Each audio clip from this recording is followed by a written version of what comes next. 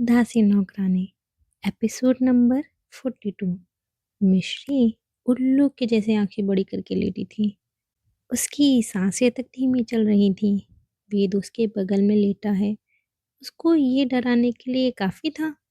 पर वेद ऐसा क्यों कर रहा है? क्या वेद ने उसको सजा देने का नया तरीका निकाला है?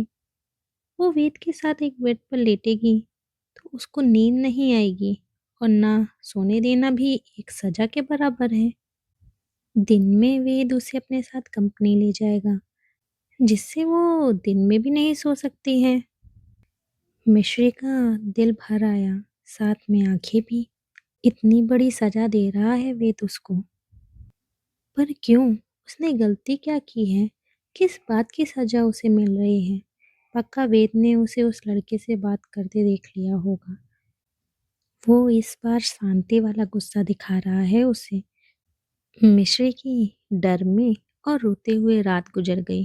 उसकी हिम्मत नहीं हुई वो उठ के चली जाए, क्योंकि वेद उसका हाथ पकड़ के सो रहा था।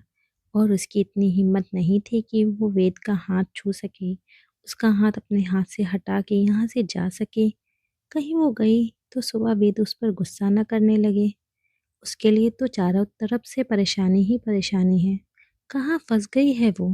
उसके जीवन में शांति क्यों नहीं रहती? सब सोचते हुए सुबह हो गई।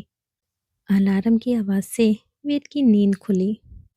वेद ने आंखें खोली तो मिश्री ने अपनी आंखें बंद कर ली। उसे डर था कहीं वेद उसे जागते हुए देख के गुस्सा न करने लगे। वेद ने मिश्री को सोते देखा तो उसे देखते ही समझ आ गया, मिश्री सोने का नाटक कर रही है। वेद के मन में न जाने क्या आया, और उसने मिश्री के गाल पर किस कर ली। मिश्री की आंखें शौक में किसी आत्मा के जैसे अचानक से खुली। मिश्री को देख के फिर वेद के फेस पर मुस्कान आ गई, और वो बिना कुछ बोले उठ के चला गया। मिश्री अपना मुंह हैरानी से खोले वेद को बाथरूम की तरफ जाते देख रही थी। मिश्री का सिर ही घूम गया था। उसने अपने हाथ में चुटकी काटी। कहीं ये सब उसके सपने में तो नहीं हो रहा?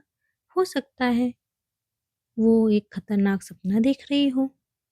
लेकिन मिश्री को चुटकी काटने पर दर्द महसूस हुआ तो वो चीख पड़ी। ये सच है? कैसे? क्यों? किस लिए? ये सच कैसे हो सकता है? वेद क्या उसे परेशान करने के लिए कुछ भी कर सकता है? मिश्री के रोने जैसी शक्ल हो गई। उसने अपना मुंह कंबल के अंदर कर लिया, लेकिन कुछ ही समय में उसे गर्माहट से नींद पड़ गई। वो रात भर नहीं सोई थी। अब वेद उसके आसपास नहीं था तो वो टेंशन फ्री थी, इसीलिए उसकी आंख लग गई थी। कुछ ही समय में वेद कंपनी जाने के लिए रेडी होकर आया तो उसकी आंखें छोटी हो गई। मिश्री फिर कंबल में लेटी है, समझ नहीं आ रहा था। वेद ने डोर की तरफ देखा तो डोर भी बंद था अंदर से। तो वेद समझ गया मिश्री कंबल के अंदर ही है। वेद बेड के ऊपर बैठ गया और धीरे से कंबल को हटाया तो मिश्री बूढ़ी मुड़ी होकर सो रही थी। मिश्री गहरी नींद में थी तो उसे पता नहीं चला उसके मुंह से कंबल हटा है। मिश्री को देखते हुए वेद के हाथ अपने आप उसके फेस पर बिखरे बाल पर चले गए। वेद ने आराम से मिश्री के बाल उसके फेस से हटाते हुए उसके कान के पीछे किए तो मिश्री का मासूम सा छोटा सा फेस उसके सामने आ गया। वेद के मन में कल वाली सारी बातें घूम गई।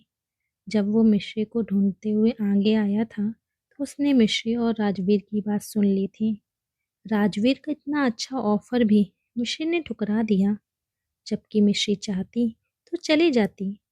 उसने मिश्री को दिया ही क्या है? जब मौका मिला उसे बेइज्जत किया और मरने के लिए छोड़ दिया।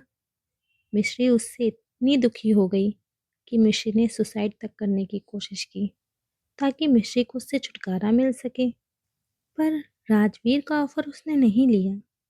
मिश्री उससे छुटकारा पाने के लिए मर सकती है, पर उसे धोखा नहीं दे सकती। उसे धोखा देकर किसी और के पास नहीं जा सकती। ये बात वेद के दिल को छू गई थी, और मिश्री को लेकर उसका नजरिया कुछ बदल सा गया था। अब उसके दिल में मिश्री के लिए कुछ एहसास जन्म ले रहे थे। वेद के हाथ मिश्री के फेस को सहराने लगे।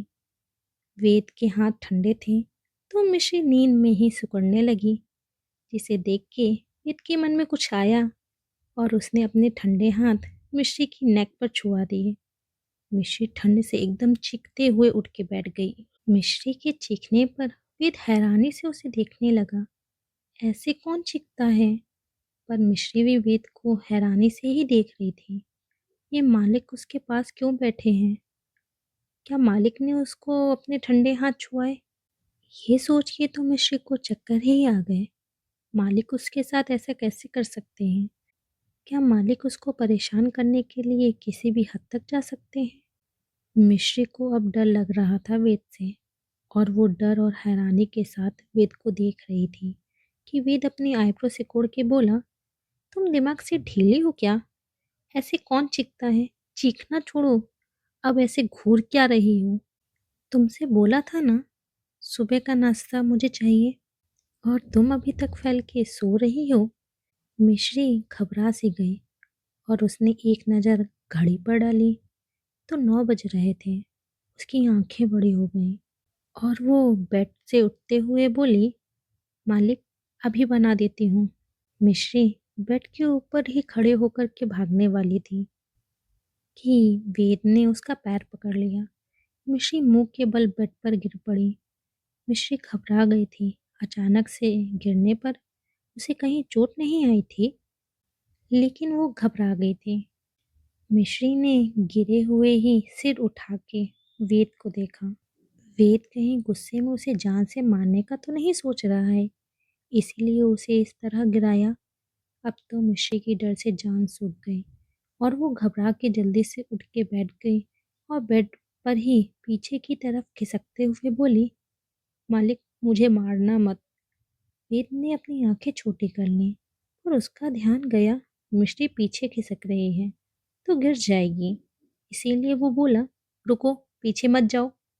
पर मिश्री डरी हुई थी, इसीलिए उसे समझ नहीं आया और वो पीछे होते हुए गिर पड़ी। वेद उसको गिरने से बचाने के लिए आगे बढ़ा, पर तब तक मिश्री गिर चुकी थी। वेद भाग के मिश्री के पास आया और उसको उठाते हुए बोला, तुम पागल वागल हो क्या? मिश्री की आंखें भर आई थीं। उसको ज़्यादा जोर से लगी तो नहीं थी, लेकिन फिर भी वो थोड़ी डर गई थी। वेद ने मिश्री को बेड पर बैठाया और बोला, बोल रहा था ना, रुको, पीछे मत जाओ। पर नहीं, तुमको सुनना ही नहीं है। क्यों ऐसे पीछे हो रही थी? मिश्री एकटक वेद को देख रही थी। क्या बोलती? ये तो आप बताओ। आप मुझे जान से मारने की सोच रहे थे क्या? पर ये सवाल मिश्री के मन में ही घूमा। मुंह से वो कुछ नहीं बोली तो वेद ही बोला, तुम ना अपने दिमाग का इलाज करवाओ, वरना कहीं तुम्हारी हरकतें देख के मैं पागल ना हो जाऊं और तुमको मार दूं। मिश्री की आंखें बड़ी हो गईं और उसके मुंह से निकल पड़ा, प्लीज़ मालिक, मुझे मत मारना। फिर ने मिश्री को रोते देखा तो नॉर्मल होते हुए बोला, मैं तुमको क्यों मारूंगा? मैं बस तुमको रोक रहा था, ये बोलने के लिए कि अब तुम नाश्ता मत बनाओ। मुझे कंपनी के लिए लेट हो रहा है। जल्दी से रेडी हो जाओ और चलो। नाश्ता मेरे लिए तुम कंपनी में बना देना। तुम्हारे लिए मैं एक अलग से किचन का इंतजाम करवा दूंगा। मिश्री मुंह खोले फिर हैरानी से वेद को देखने लगी। मालिक इतने आराम से उससे बात कैसे कर रहे हैं और उसको अपने साथ आज भी कंपनी क्यों ले जाना चाहते हैं? और क्यों उसके हाथों का ही नाश्ता उन्हें चाहिए? कुक ने नाश्ता बना दिया होगा ना, मालिक वो भी तो करके कंपनी जा सकते हैं। उसके बदले मालिक उसके लिए कंपनी में एक नई किचन बनवाने को रेडी हैं। पर ऐसा क्यों? मालिक उसके लिए इतना सब क्यों कर रहे हैं? मिश्री के मन में अनगिनत सवाल चल रहे थे। क्या मिश्री को मिलेंगे अपने सवालों के जवाब? क्या होगा जब उसे पता चलेगा वेद की बदलती फीलिंग्स के बारे में? जानने के लिए सुनते रहिए ये कहानी।